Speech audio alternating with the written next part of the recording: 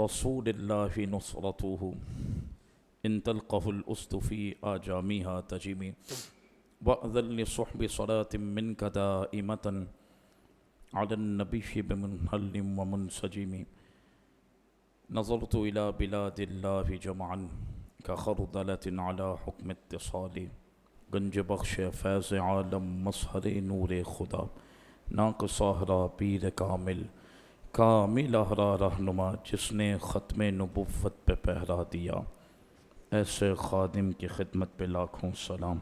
مولا یا صلی وسلم دائما ابدا علی حبیبی کا خیر الخلق کلہم۔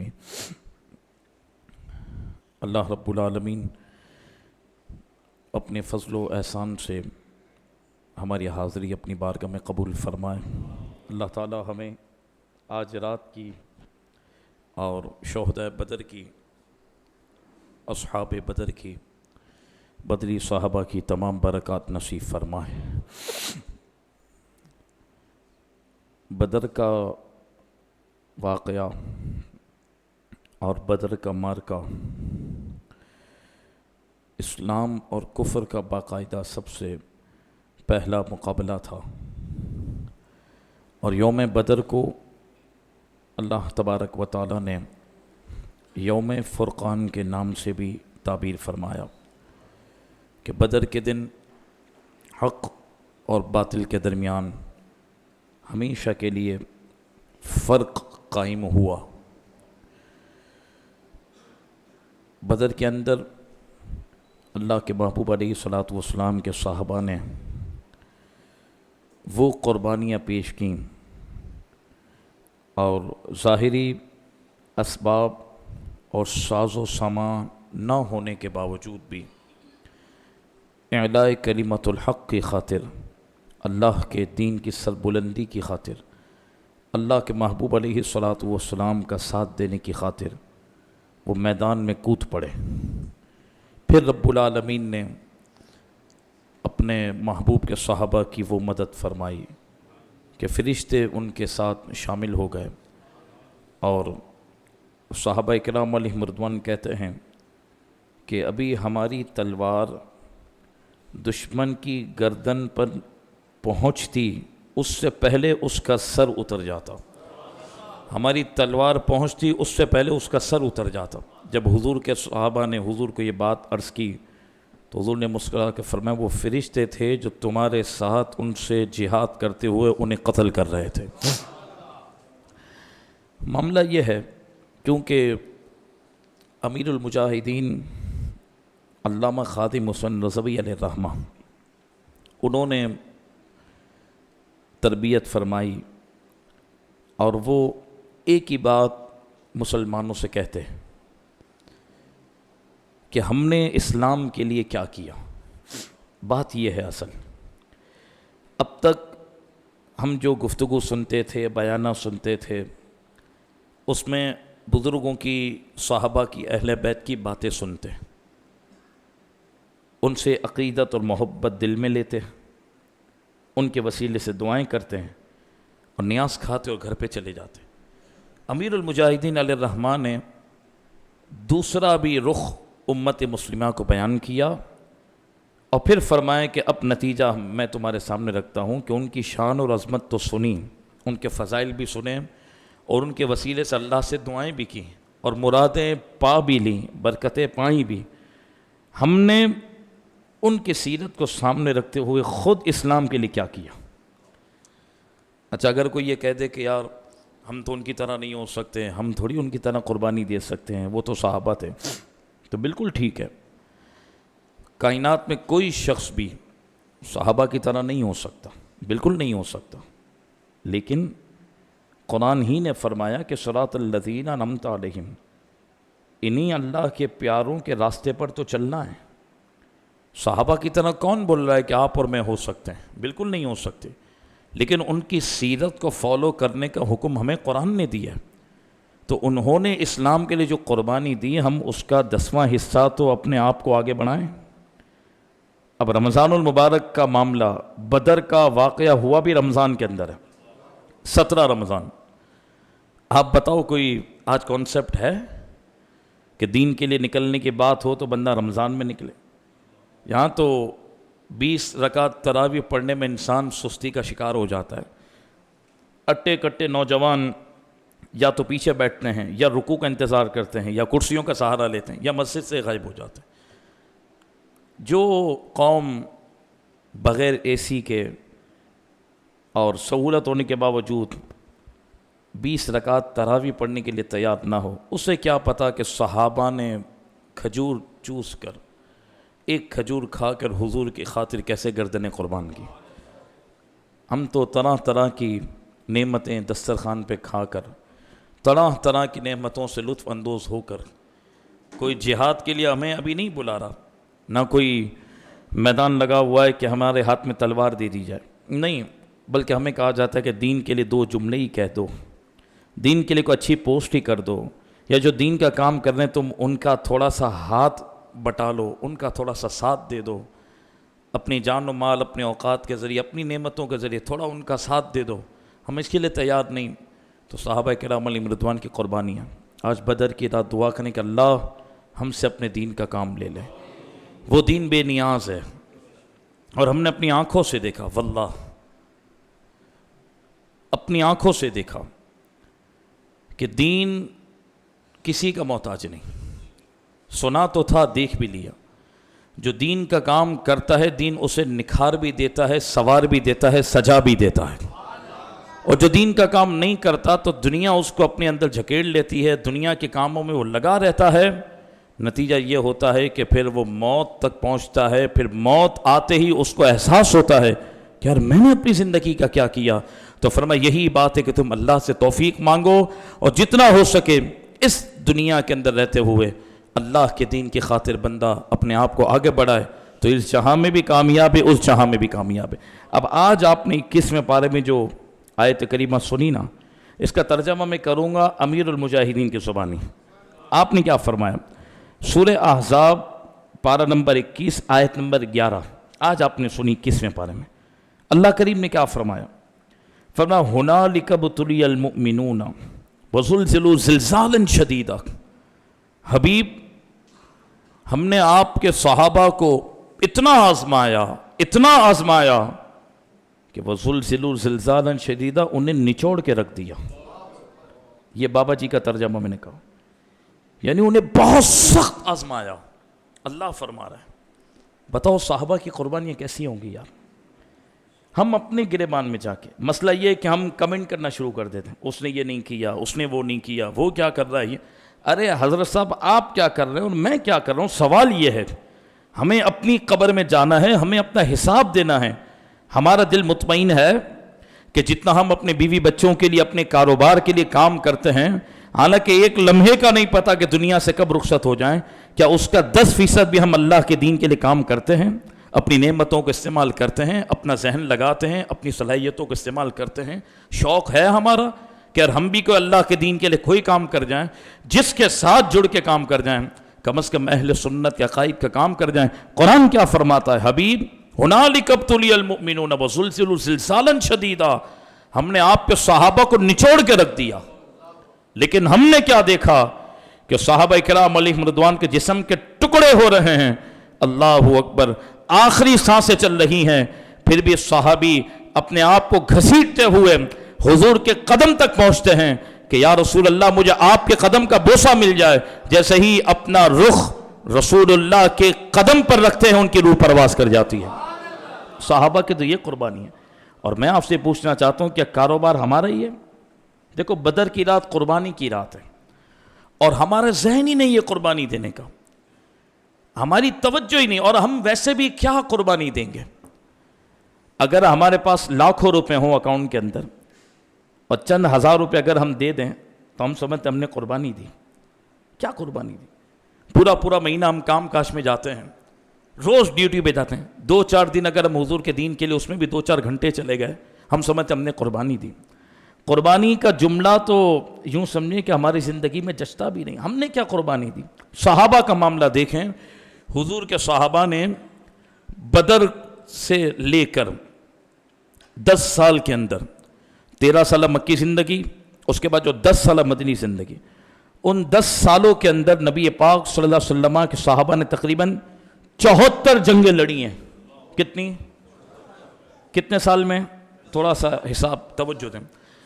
آج میں نے یہ موضوع مغرب میں لیا اور میں نے کہا یہ بات ہم آپس میں کریں تاکہ ہمارا دل بیدار ہو. اللہ ہمیں یہ توفیق دے. 10 سال میں 74 جنگیں لڑی ہیں صحابہ نے. 74 محفلوں میں نہیں گئے, 74 مرتبہ عمرے کے لیے نہیں گئے, یہ آسان ہے. 74 مرتبہ حج پہ نہیں گئے, بہت آسان ہے. 10 سال میں صحابہ نے 74 جنگیں لڑی ہیں حضور کے لیے. اور امیر المجاہدین فرماتے اس کا حساب کریں تو ہر 1.25 مہینے پہ جنگ بنتی ہے. کتنے؟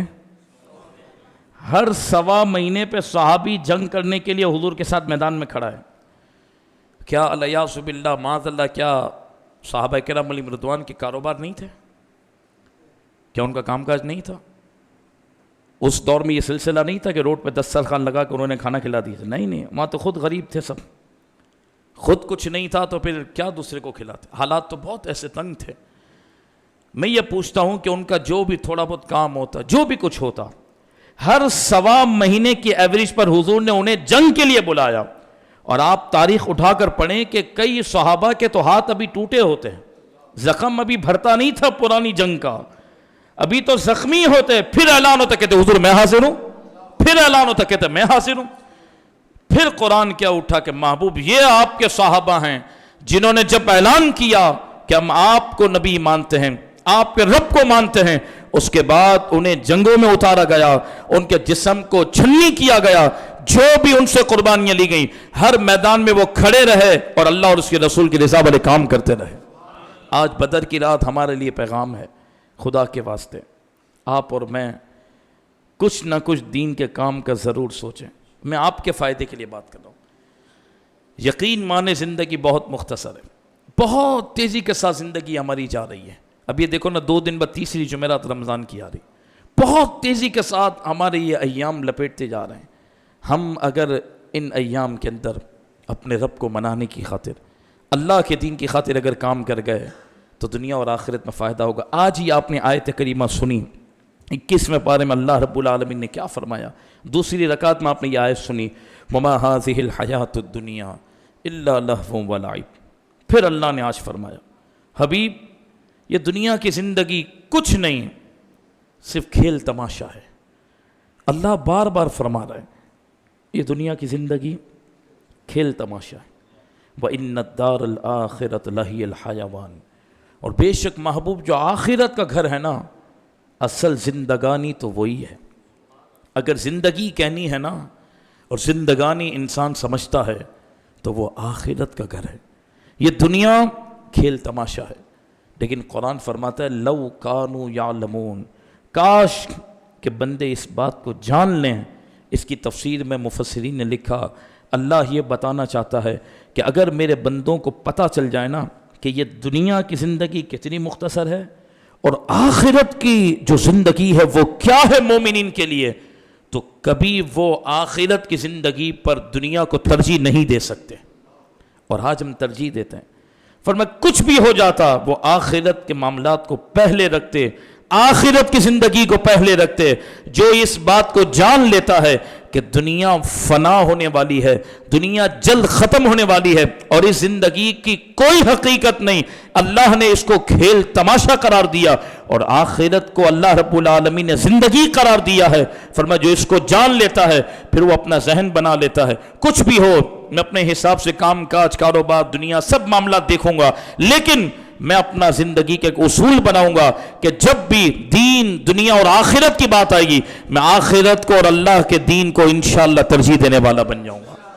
فرمایا جیسے بچہ کھیلتا ہے نا, اور بچہ جیسے کھیلنے کے لیے میدان میں کود جاتا ہے تو وہ تھوڑی دیر کے لیے دل لگا کر کھیلتا ہے, پھر کیا ہوتا ہے کھیل ختم ہوتا ہے, سب گھر پہ چلے جاتے ہیں, ختم, اس نے تھوڑی دیر کے لیے دل لگایا. فرمایا ایسے ہی انسان کی جو زندگی ہے نا جو اس کو ملی ہے یہ ایسے ہی ہے تھوڑی دیر کے لیے کھیل تماشا. اب اس میں انسان اتنا دل لگا لے کہ وہ بھول جائے کہ مجھے آگے سفر کرنا ہے. میرے آقا نے فرمایا مومن تو دنیا میں مسافر ہوتا ہے, مسافر ہوتا ہے, وہ سفر کرتا ہے تو آگے بڑھتا ہے. کسی بھی شہر میں, کسی بھی علاقے میں, کسی بھی ہوٹل میں اگر وہ رکتا ہے اس کو اپنا گھر نہیں سمجھتا. وہ کہتا ہے مجھے چند دن کے لیے یہاں پر ٹھہرنا ہے اور پھر مجھے آگے بڑھنا ہے۔ فرمایا ایسے ہی مثال ایک مومن کی ہونی چاہیے کہ دنیا کے اندر وہ مسافر کی طرح زندگی بسر کرتا ہے، یہاں مکمل طور پر رہنے کا اس کا ذہن نہیں، اور جب وہ اپنی آنکھوں سے دیکھتا ہے کہاں گئے میرے والد، کہاں گئے میرے دادا، کہاں گئے میرے نانا، کہاں گئے میرے رشتہ دار، جہاں وہ چلے گئے وہیں مجھے جانا ہے، نمبر لگا ہوا ہے، لائن لگی ہوئی ہے، وقت سب کا مقرر ہے، پہلے کس کی باری آتی ہے۔ فرمایا تجھے دنیا میں جتنا رہنا ہے تو اس کے لیے اتنا ہی سوچ، نہ ختم ہونے والی جو زندگی ہے اس طرف اگر تیری توجہ ہوگی تو دنیا اور آخرت مجھے اللہ رب العالمین کامیابی عطا فرمائے گا۔ اور قرآن نے اس بات کو ذکر کیا، آج ہی آپ نے سماعت کیا، لَقَدْ كَانَ لَكُمْ فِي رَسُولِ اللَّهِ أُسْوَةٌ حَسَنَةٌ، اللہ نے واضح فرمایا بے شک تمہارے لیے اللہ کے رسول کی زندگی بہترین نمونہ ہے، اسوہ حسنہ تمہارے لیے اللہ کے محبوب علیہ الصلوۃ والسلام کی زندگی ہے۔ ہمیں کیا کرنا چاہیے؟ فرمایا رسول اللہ علیہ الصلوۃ والسلام کی زندگی اسوہ حسنہ ہے، تو تمہیں اس زندگی کو سامنے رکھتے ہوئے اپنی زندگی بسر کرنی چاہیے۔ کوشش یہ ہونی چاہیے کہ میرا ہر عمل اللہ کے محبوب علیہ الصلوۃ والسلام کی سنت کے مطابق بسر ہو، میں رسول اللہ علیہ الصلوۃ والسلام کی پسند کو اپنی پسند بناؤں۔ اور پھر قرآن مجید فرقان حمید نے ذکر کیا، النبی اولیٰ بالمؤمنین من انفسہم وازواجہ امہاتہم، توجہ، اور اسی پر میں بات اپنی مکمل کروں گا۔ فرمایا نبی مومنین کی جانوں سے بھی زیادہ قریب ہیں، اور اعلیٰ حضرت نے جو ترجمہ کیا کمال کیا، فرمایا نبی مومنین کی جانوں سے بھی زیادہ ان کے مالک ہیں، بولو سبحان اللہ۔ النبی اولیٰ بالمؤمنین من انفسہم، نبی مومنین کی جانوں سے بھی زیادہ ان کے مالک ہیں، وازواجہ امہاتہم، اور نبی کی بیویاں مومنین کی ماں ہیں۔ اس پر مجھے دو باتیں عرض کرنی ہیں اور اپنی بات مکمل کروں گا، توجہ۔ فرمایا اللہ رب العالمین نے قرآن میں ذکر کیا کہ نبی مومنین کی جانوں سے بھی زیادہ قریب ہیں، اور نبی مومنین کی جانوں سے بھی زیادہ ان کے مالک ہیں۔ فرمایا اس لیے فرمایا کہ اللہ کے محبوب علیہ الصلوۃ والسلام کے صدقے اللہ تبارک و تعالیٰ نے کائنات کو بنایا، اور کائنات میں جسے جو ملا اللہ کے محبوب کے صدقے ملا، ٹھیک؟ تو رب یہ بتانا چاہتا ہے کہ مومنین کو ان کی جان بھی اور مومنین کو ان کا ایمان بھی اللہ کے محبوب کے صدقے ملا ہے، لہٰذا اللہ کے محبوب ہی تمہاری جان کے مالک ہیں، یعنی تمہاری جان اس بات کی حقدار ہے کہ وہ رسول اللہ کی خاطر قربان ہو جائے۔ سمجھ آئی بات؟ اب آپ کو ایک مثال دوں میں، توجہ رکھیے کہ بہت اہم بات ہے، اور یہ نقطہ میں نے کہا آج آپ کے سامنے رکھوں۔ انسان ہے نا، وہ اپنی جان کسی کے لیے دے نہیں سکتا، سمجھ رہے ہیں؟ کیوں؟ کہ وہ اپنی جان کا مالک نہیں ہے۔ کوئی بھی انسان اپنی جان کا مالک نہیں ہے، مالک اللہ ہے۔ ہماری جان ہمارے استعمال کے لیے اللہ کی بارگاہ سے ہمیں ملی ہے، اسی لیے کوئی انسان کسی بھی رشتے کے لیے اپنی جان نہیں دے سکتا، اس کی اجازت نہیں، سمجھ رہے ہیں؟ رشتوں کے لیے قربانی ضرور دی جا سکتی ہے، لیکن انسان کہہ دے کہ میری جان لے لو، یہ اجازت نہیں۔ اسی لیے علماء اکرام نے اس بات کو بھی لکھا کہ انسان اپنے جسم کا کوئی عضو بھی دوسرے انسان کو نہیں دے سکتا، کیونکہ وہ اپنے عضو کا مالک ہی نہیں ہے۔ جب وہ اپنا مالک نہیں ہے اس کا، تو دوسرے کو کیسے دے سکتا ہے؟ ہاں، صرف اللہ کے محبوب علیہ الصلوۃ والسلام کا رشتہ وہ رشتہ ہے کہ وہاں جو جان دیتا ہے وہ کامیاب و کامران ہو جاتا ہے۔ اس کو سمجھیں، انسان کسی بھی رشتے کے لیے جان نہیں دے سکتا، اگر دے گا تو وہ خودکشی کے زمرے میں آ سکتا ہے۔ ہر رشتہ اپنی جگہ، لیکن اس کی جان کی اہمیت سب سے زیادہ ہے۔ انسان اپنے بیوی بچوں کے لیے، اپنے ماں باپ کے لیے، اپنے بھائی بہنوں کے لیے، اپنے رشتہ دار کے لیے، کسی کے لیے بھی جان نہیں دے سکتا۔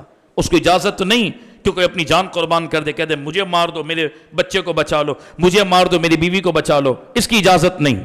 لیکن ہاں، اللہ کے محبوب کی وہ ذات پاک ہے، وہ واحد رشتہ ہے کہ وہاں جو جان دیتا ہے وہ اللہ اور اس کے رسول کی بارگاہ میں کامیاب و کامران ہوتا ہے۔ اب میں آپ کو ایک مثال دوں، مشہور مثال ہے، غار ثور میں حضرت صدیق اکبر رضی اللہ تعالیٰ عنہ، توجہ، اب سانپ آپ کو ڈس رہا ہے، سانپ آپ کی ایڑی پہ سانپ ڈنک مار رہا ہے، ڈس رہا ہے۔ اب کوئی اور رشتہ ہوتا نا تو اس بات کی اجازت نہیں کہ انسان سانپ سے ڈس پائے، کیونکہ زہر چڑھ جائے گا، مر جائے گا وہ۔ لیکن اللہ کے محبوب کی جب بات آئی، توجہ رکھیے گا، یہ اللہ نے قانون بنایا، اللہ کے محبوب کی جب بات آئی تو حضرت صدیق اکبر رضی اللہ تعالیٰ عنہ نے اپنے قدم کو وہاں سے نہ ہٹایا، اور آپ کے قدم پر، تلوے پر مسلسل سانپ ڈستا رہا، آپ سانپ سے ڈسواتے رہے اور برداشت کرتے رہے۔ یہ فلسفہ سمجھیں، یہ صرف رسول اللہ کے رشتے کے لیے جائز ہے، باقی اور رشتوں کے لیے جائز ہے؟ سمجھ آ رہی ہے؟ قرآن نے کیا فرمایا؟ وَلَا تُلْقُوا بِأَيْدِيكُمْ إِلَى التَّهْلُكَةِ، اپنے آپ کو اپنے ہاتھوں سے ہلاکت میں مت ڈالو۔ اس کے تحت لکھا کہ انسان کوئی بھی کام ایسا نہیں کر سکتا جس وجہ سے اس کی جان کو خطرہ ہو، اجازت نہیں، اس کی جان کی حفاظت اس کے لیے لازمی ہے، لیکن جہاں دین کی بات ہے، جہاں رسول اللہ کے رشتے کی بات آ جائے، وہاں مومن وہ ہے جو پہلے آگے بڑھ کر حضور کی خاطر اپنی گردن قربان کرے۔ یہ فلسفہ اس کو سمجھنا ہے۔ اب دیکھیں مولا علی رضی اللہ تعالیٰ عنہ، توجہ رکھنا، مشہور بات ہے، عصر کی نماز، اور ہیں بھی مولا علی، آپ اور میں نہیں ہیں کہ جو تھوڑی تھکن ہو تو نماز چھوڑ دیتے ہیں، آنکھ نہیں کھلی تو نماز گئی۔ وہ مولا علی ہیں کہ جن کو اپنی جان سے بڑھ کر نماز پیاری ہے، جو نماز کے لیے کھڑے ہوتے ہو تو چہرے کا رنگ بدل جاتا ہے۔ صحابہ کے لیے سب سے زیادہ میٹھی چیز دنیا میں نماز ہے۔ اب مولا علی رضی اللہ تعالیٰ عنہ کی عصر کی نماز، اب یہاں حضور کی ذات ہے، آپ کے مرشد ہوں، آپ کے استاد ہوں، آپ کے ماں باپ ہوں، آپ کے بیوی بچے ہوں، آپ کے بھائی بہن ہوں، آپ کا کوئی بھی رشتہ ہو، اجازت نہیں کہ انسان اس رشتے کی وجہ سے نماز چھوڑ دے۔ وہ رشتے والا نماز پڑھ رہا ہے نہیں پڑھ رہا آپ کے اوپر نہیں، آپ نماز نہیں چھوڑ سکتے کہ یار وہ بہت ایمرجنسی تھی، میں پھنس گیا تھا، میں نماز اجازت نہیں۔ کوئی رشتہ ہو اپنی جگہ، نماز پہلے ہے، لیکن یہاں جب حضور کی ذات کی بات آئی تو مولا علی رضی اللہ تعالیٰ عنہ نے اس نماز کو جانے دیا حضور کی خاطر۔ بس یہ رب بتانا چاہتا ہے کہ نبی تمہاری جانوں سے بھی زیادہ تمہارے مالک ہیں، وہ حقدار ہیں اس بات کی کہ تم اپنی ہر شے ان پر قربان کرو، باقی اور رشتے کے لیے نہیں۔ ہاں وہ الگ بات ہے کہ جب حضور نے مولا علی کو دیکھا، چہرے سے سمجھ گئے، سرکار نے فرمایا علی کیا ہوا؟ کہ حضور میں نے نماز نہیں پڑھی تھی اور آپ آرام فرما رہے تھے، میں نے یہ مناسب نہیں سمجھا کہ میں آپ کی نیند میں خلل واقع کروں اور نماز کے لیے کھڑا ہو جاؤں۔ حضور نے فرمایا کہ ٹھیک ہے، زبان ہے، یوں سمجھے کہ زبان حال سے حضور نے ارشاد فرمایا اچھا ٹھیک ہے، تو نے میرے لیے نماز جانے دی نا، کوئی بات نہیں، میں سورج کو پھر پلٹا دیتا ہوں۔ سورج جو غروب ہو چکا تھا حضور نے پھر پلٹایا، یہ نہیں فرمایا کہ ابھی پڑھ لیں، نہیں، رسول اللہ بتانا چاہتے تھے کہ تم اگر میرے لیے کچھ دیتے ہو نا تو میں تمہیں اس سے بڑھ کر وہ نعمت عطا کرتا ہوں۔ سورج پھر آیا، مدینہ پاک پہ سے مولا علی نے نہیں، سب نے دیکھا یہ کیا ہوا، سورج تو جا چکا تھا، یہ کہاں سے آ رہا ہے؟ پھر سورج طلوع ہو رہا ہے، علی نے 4 رکعت پڑھی، پھر سورج غروب ہو گیا۔ وہ الگ بات ہے کہ مولا علی رضی اللہ تعالیٰ عنہ کو سرکار نے پھر نماز عصر دے دی، لیکن جو مولا علی کو کرنا تھا، یہ امام اہل سنت سید اعلیٰ حضرت امام اہل سنت اس بات کو ذکر کیا نا، مولا علی نے واری تیری نیند پر نماز، اور وہ بھی عصر جو سب سے اعلیٰ خطر کی ہے، اور حضرت صدیق اکبر نے حضور کی خاطر جان قربان کر دی۔ اعلیٰ حضرت کیا فرماتے ہیں کہ انہوں نے تو جو کرنی تھی بشر کو وہ کر لیا، لیکن فرماتے ہیں ان سب چیزوں کے بعد اصول کیا نکلا؟ ثابت ہوا کہ جملہ فرائض فروع ہیں، جان بچانا فرض ہے، نماز فرض ہے، یہ سب فرض ہے، لیکن اعلیٰ حضرت فرماتے ہیں ان سب چیزوں کی روشنی میں ایک بات واضح ہوئی، اسی سے آپ کو بدر سمجھ آ جائے گا۔ ثابت ہوا کہ جملہ فرائض فروع ہیں، اصل الاصول بندگی استاج ور کی ہے۔ جتنے بھی فرائض ہیں جب حضور کی بات آ جائے تو پھر وہ فرا ہو جاتے ہیں، اصل حضور کی اتباع اور حضور کی پیروی ضروری ہے۔ قرآن نے فرمایا نبی مومنین کے لیے ان کی جانوں سے بھی زیادہ قریب ہیں۔ یہاں علماء نے یہ بات بھی لکھی، حضور اس لیے تمہاری جانوں سے زیادہ قریب ہیں کہ تم اپنی جان سے اتنا پیار نہیں کرتے جتنا مصطفیٰ تمہاری جان سے پیار فرماتے ہیں۔ بولو نا سبحان اللہ، سمجھ آ رہی نقطہ؟ یہ علماء نے مفسرین نے نقطہ لکھا، یعنی میں اپنی جان سے اتنا پیار نہیں کرتا، حالانکہ انسان کو سب سے زیادہ اپنی جان پیاری ہوتی ہے، ایک حد تک اولاد پیاری ہے، ایک حد تک بیوی بچے پیارے، ایک حد تک مال سے محبت ہے، لیکن جب جان پہ آ جاتی ہے پھر انسان کو کچھ سمجھ نہیں آتا کہ نہیں بس میری جان۔ لیکن علماء نے لکھا کہ اے انسان، تجھے تیری جان بھی اتنی پیاری نہیں جتنا مصطفیٰ تیری جان سے پیار فرماتے ہیں۔ سب سے زیادہ حضور کو ہماری جان سے پیار ہے۔ آپ کہیں گے یہ کیسے؟ تو علماء نے اس کی ایک مثال دی، فرمایا قیامت کے دن جب تیری جان، تیرے جسم کے اعضاء، تیرے پارٹس آف باڈی اللہ کی بارگاہ میں تیرے خلاف گواہی دے رہے ہوں گے، جب تیری زبان کو بند کر دیا جائے گا، ہاتھ بولیں گے اے اللہ اس نے یہ گناہ کیا تھا، آنکھیں بولیں گی اے اللہ اس نے یہ گناہ کیا تھا، کان بولیں گے اللہ اس نے یہ گناہ کیا تھا، قدم بولیں گے اللہ یہ گناہوں کی طرف چلا تھا۔ اب انسان سوچے گا کہ اور گواہیاں ہوتی تو میں رد کر دیتا، ارے یہ تو میرا اپنا جسم ہے جس کو میں نے پوری زندگی سجایا، سنوارا، سنبھالا، اس کی صحت کی فکر کی، جسم نے جو کچھ مجھ سے مانگا میں دیتا رہا۔ آج یہ قیامت کے دن میرا اپنا جسم کسی اور کا نہیں، وہ میرے خلاف کھڑا ہو گیا، اب میں کیا کروں؟ فرمایا یہ پیار ہے حضور کو تیری جان سے بھی بڑھ کر۔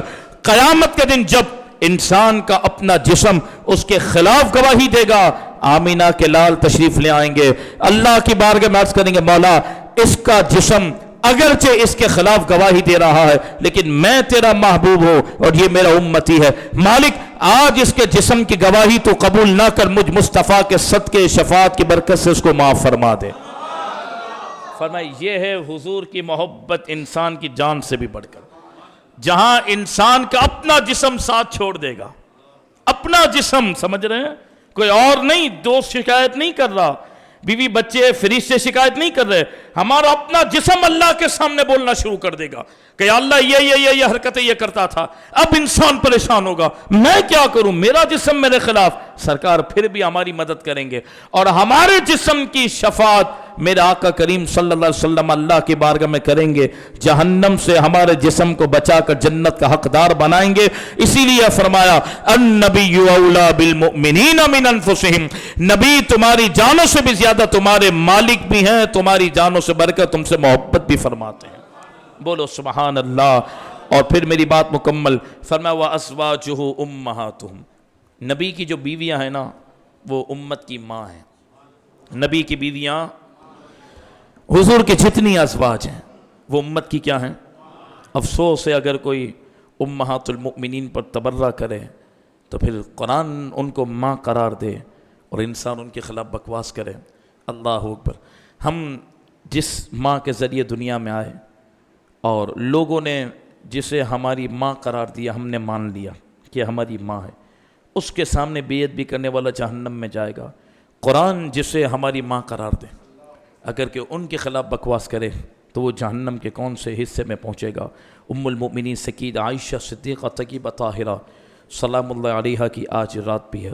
ام المؤمنین حضور کی بڑی لاڈلی، حضور سے بڑی محبت فرماتی، سرکار بھی سیدہ عائشہ سے بڑا پیار فرماتے۔ اور علماء نے لکھا بڑے بڑے صحابہ جب فقہی مسائل کے اندر کہیں نہ کہیں رک جاتے تو وہ بھی ام المؤمنین کے دربار میں پردے کے ساتھ حاضر ہوتے اور ام المؤمنین سے وہ مسئلہ پوچھتے، آپ رسول اللہ کی تعلیم و تربیت کے صدقے ان کے مسئلے کا حل کر کے اس کو جواب ارشاد فرماتی۔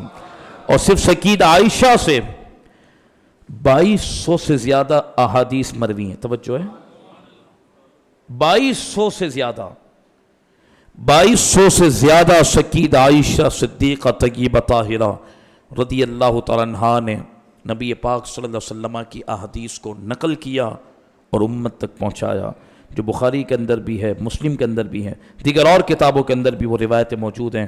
اور یہ بھی علماء نے لکھا، اور ایک بات میں عرض کر دوں، مجدد پاک امام ربانی علیہ الرحمہ سے یہ بات منقول ہے کہ آپ نبی پاک صلی اللہ علیہ وسلم کی بارگاہ میں فاتحہ پیش کرتے، ایصال ثواب کرتے۔ مجدد پاک امام ربانی ایک مرتبہ کیا دیکھتے ہیں کہ حضور صلی اللہ علیہ وسلم خوش نظر نہیں آ رہے خواب کے اندر۔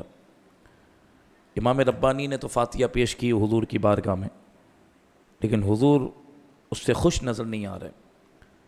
تو امام ربانی نے حضور سے پوچھ لیا، یا رسول اللہ معاملہ کیا ہے؟ فرمایا میں وہ تحفہ قبول کرتا ہوں جو عائشہ کے گھر سے ہوتے ہوئے آئے۔ تو پھر مجدد پاک فرماتے کہ میں سمجھ گیا کہ آج کے بعد مجھے جب بھی حضور کے نام کی فاتحہ دینی ہے تو سکیدہ عائشہ کو ایصال ثواب ضرور کرنا ہے۔ اللہ کی بارگاہ میں سکیدہ عائشہ صدیقہ طیبہ طاہرہ کا مقام یہ ہے کہ جب منافقین نے سکیدہ عائشہ پر تہمت لگائی، اللہ اکبر، تو رب نے فرمایا حبیب آپ خاموش رہیں، آپ کو جواب نہیں دینا۔ قرآن میں سورۃ النور کی 18 آیتیں سکیدہ عائشہ رضی اللہ تعالیٰ عنہا کی برات پر اللہ نے نازل فرما دی۔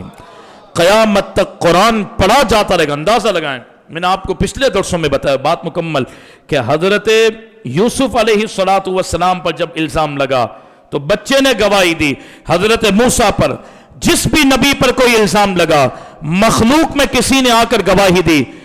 جہاں رسول اللہ کی بات آئی تو حضور کی ذات نہیں، حضور کے گھر کی بات آئی۔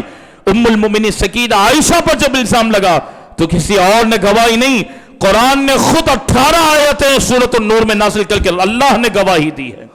یہ ہے سکیدہ عائشہ کا مقام کہ رب العالمین 18 آیت کریمہ ام المؤمنین سکیدہ عائشہ رضی اللہ تعالیٰ عنہا کی برات میں اتاری۔ قیامت تک یہ سکیدہ عائشہ سلام اللہ علیہا کے لیے بہت بڑا سہرا ہے کہ جن کی برات کے لیے، جن کی گواہی میں خدا اپنے کلام کی آیتیں اتار دیں، وہ ام المؤمنین سکیدہ عائشہ کا مقام کتنا بلند ہوگا۔ اللہ رب العالمین ہماری یہ ٹوٹی پوٹی باتیں کلمات قبول فرمائیں۔ مجھے آگے جانا ہے ورنہ ہم آج کے درس کو بھی تھوڑا آگے لے کے چلتے۔ جو کچھ عرض کر سکا اللہ اپنے فضل سے قبول فرمائے، کوئی غلطی ہوئی ہو اللہ کی بارگاہ میں توبہ کرتا ہوں۔ آخر میں ادب کے ساتھ بدری صحابہ کا بہت بڑا مقام ہے، ان کی بہت بڑی شان ہے۔ تو جتنے بھی صحابہ کرام علیہم رضوان بدر میں شریک ہوئے، تمام بدری صحابہ کے لیے، بالخصوص جو بدر میں شہید ہوئے ان تمام شہداء کے لیے، اور ام المؤمنین سکیدہ عائشہ کی بارگاہ میں ایصال ثواب کے لیے، اور سب سے بڑھ کر اللہ کے حبیب کی بارگاہ میں تحفہ پیش کرنے کے لیے تمام احباب 3 بار اول آخر درود پاک، 3 بار سورہ فاتحہ، 3 بار سورہ اخلاص ادب سے پڑھ لیں اور ان تمام ارواحوں کو تحفہ پیش کریں۔ انشاءاللہ ان کی ارواحیں ہماری طرف متوجہ ہوں گی تو ہمارا بیڑا پار ہوگا۔ الفاتحہ۔ سیدنا کریم صلی اللہ علیہ وسلم، سیدنا کریم صلی اللہ علیہ وسلم، سیدنا کریم صلی اللہ علیہ وسلم۔